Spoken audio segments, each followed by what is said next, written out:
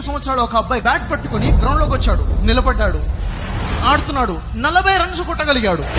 సాయంత్రం అయిపోయింది, next day ఆట ఆడాలి. నెక్స్ట్ డే డిసైడ్ అయిపోతుంది, ఢిల్లీ ఓడుతుందా గెలుస్తుందా. ఓడిపోయే అవకాశాలు 90% ఉన్నాయి. ఆ బాబు ఆలోచించుకున్నాడు, రేపు మొత్తం నా మీద డిపెండ్ ఉంది, ఏం చేయాలి? లేదు, కసిగా ఆడాలి, నా కెరీర్ కోసం ఇది ఉపయోగపడాలి. నిర్ణయం తీసుకున్నాడు. ఫోన్ కాల్ వచ్చింది. షాకింగ్ వాళ్ళ నాన్నగారు చనిపోయారు. తెల్లాడితే మ్యాచ్, ఫోకస్డ్ వర్క్ చేయాలి.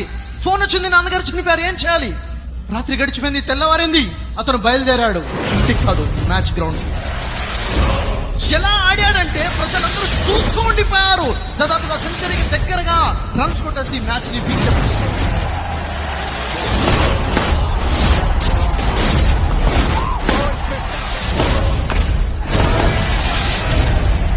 నా జీవితంలో అయితే ట్రాజడీ డే ఉందో, ఇదే నాకు గొప్ప మోటివేషనల్ డేగా చేసుకున్నాడు. నువ్వు నానా ఈ విజయం నీకోసం అంకితం అని చెప్పేసి బయలుదేరి. అప్పుడు నాన్న అంత్యక్రియల కోసం ఇంటికి వెళ్తాడు.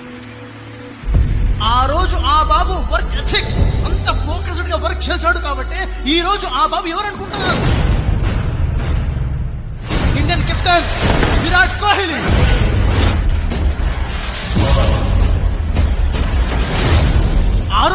ఆ రోజు పెవిలియన్ లోంచి ఇంటికి వెళ్ళిపోయినట్లయితే ఈ రోజు ఇండియన్ కెప్టెన్ గా ఉండేవాడా? క్రికెట్ స్టార్ గా ఎదగలిగేవాడా? ఒడిదుడుకులు రాకూడదు కాదు, వస్తాయి.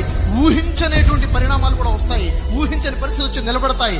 ఎంత ధైర్యంగా లక్ష్యం కోసం ముందుకెళ్తావు, అది నీ మీద ఆధారపడదు.